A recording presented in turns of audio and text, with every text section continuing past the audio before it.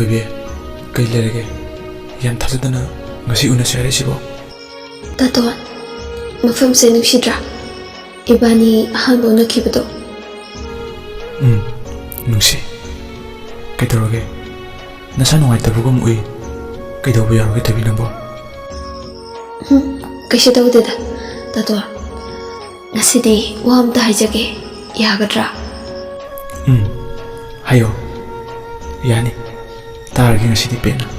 Aisa, kayam nungsi Taton. Kay wang no, ngasi nang naingon na hangi wang sibo tabi. Hayo ba Taton?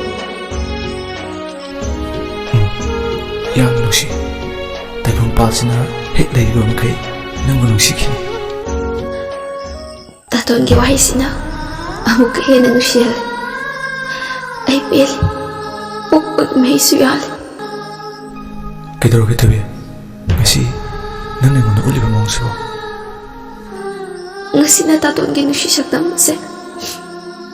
Amuha na upapag ni Tazaj. Tabi, nang kay daroge ngasi. Taton.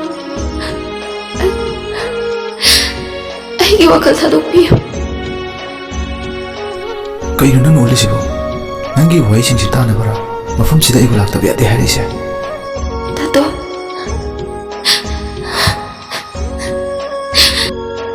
Hayo, kumo, kay gikunjino. Taton. Ibani nushi ba se. Tungda kay ba, nigamda ba, lakba yay. Mangda kari ba, yiki pansina.